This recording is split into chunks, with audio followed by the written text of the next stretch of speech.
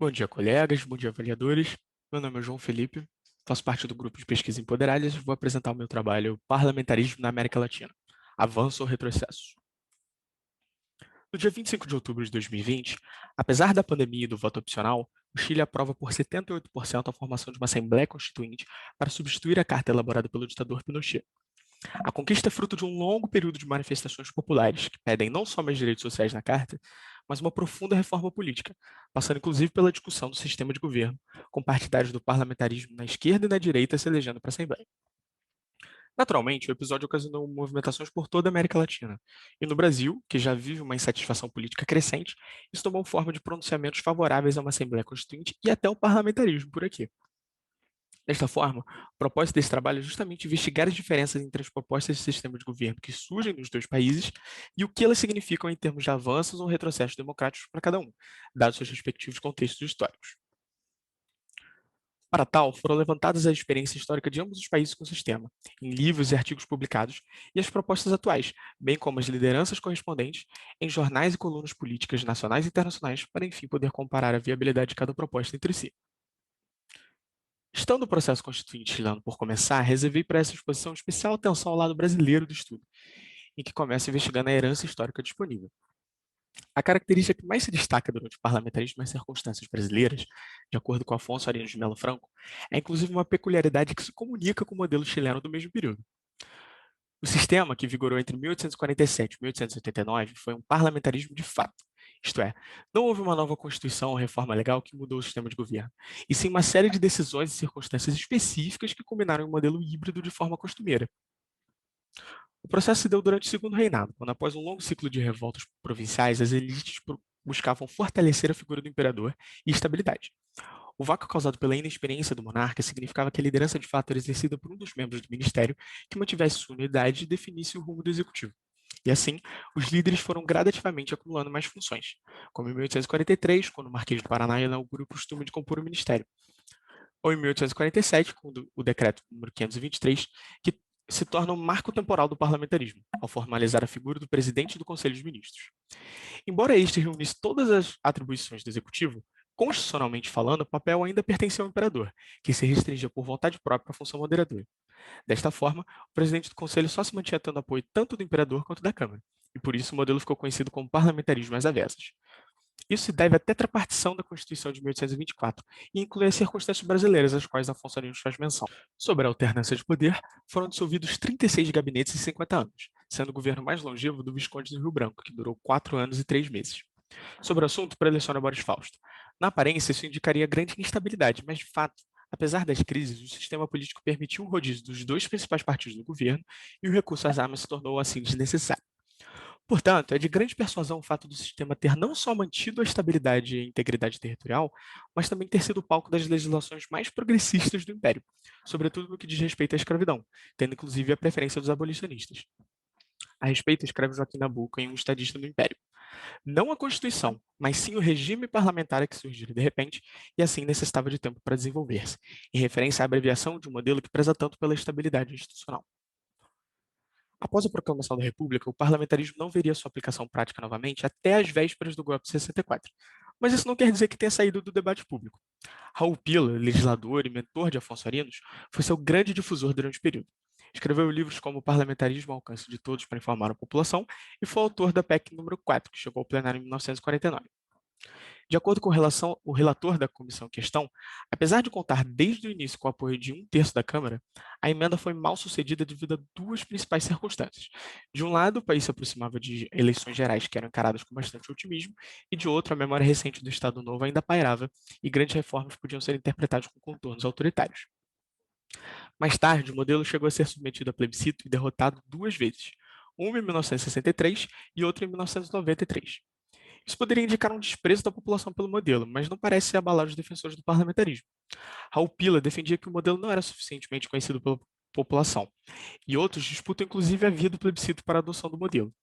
Levantou-se, por exemplo, que devido ao plebiscito simultâneo do sistema e forma de governo em 93, o parlamentarismo ficou demasiadamente associado à monarquia, sobretudo devido ao slogan Vote no Rei, o que poderia ter confundido o eleitor.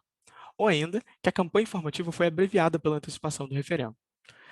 2 anos depois, surge a segunda grande proposta de reforma parlamentarista, a PEC 20 de 1995, proposta pelo deputado Eduardo Jorge. Mesmo contando com a simpatia de figuras importantes da República, a começar pelo presidente, cujo partido PSDB defendia o modelo já no seu estatuto, a emenda nunca chegou ao plenário.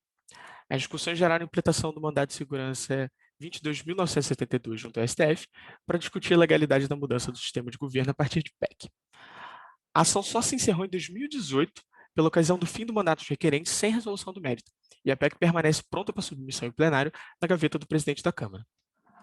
Um dos aspectos principais da proposta era que ela visava entrar em vigor apenas nas eleições de 2014, visando coibir qualquer tendência autoritária ou golpista. Enfim, chegamos à conjuntura atual.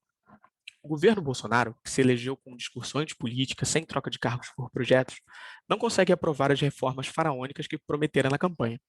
Tampouco foram o resultado do que avançou no Congresso tão expressivo quanto esperado. Nos meses que seguem, as brigas com o legislativo são frequentes, o governo está travado e a economia vai muito mal. Impaciente com o tamanho da oposição que enfrenta no Congresso, o governo intensifica o seu discurso autoritário, legisla via decretos e a sua militância pede o fechamento do Congresso. Às vésperas da chegada da pandemia no país, havia forte especulação a respeito da abertura de um processo de impeachment. Em especial, um episódio salta à memória: a tentativa do presidente, em seguida dissuadido por seus ministros, de fechar o STF, conforme noticiado pela revista Piauí. É então que o plebiscito do Chile suscita algumas manifestações simpáticas. O líder do governo na Câmara, Ricardo Barros, declara à Academia Brasileira de Direito Constitucional que a atual Constituição deixou o país ingovernável e defende, além de uma Assembleia nos moldes do Chile, o modelo parlamentarista, que, segundo ele, ajudaria o país a enfrentar as crises de maneira menos traumática. O líder do PSL e outros aliados fazem declarações parecidas. Na ocasião, Rodrigo Maia, que era frequentemente comparado a um primeiro-ministro, foi muito incisivo em rebater o deputado e pontuar as diferenças entre o momento vivido pelos dois países, celebrando a Constituição de 88, que, segundo ele, marca o final do processo de redemocratização. Com o advento da pandemia de Covid-19, devido à inércia e à posição negacionista do governo, o Congresso assume grande protagonismo, sobretudo o presidente da Câmara, Rodrigo Maia. Afinal, além de ser o presidente mais longevo da casa, devido ao mandato tampão que exerceu para Eduardo Cunha, tinha uma base muito sólida e conseguia avançar pautas facilmente. Fica claro que o que possibilitou o protagonismo de Maia, assim como no segundo reinado, foram vários vácuos políticos. Isto é, sendo a irônica inaptidão para um presidente titular de 30 anos de mandato comparáveis, se não maiores que as de Dom Pedro, foi natural que emergisse uma figura de protagonismo na Câmara, que com a pandemia foi catalisada.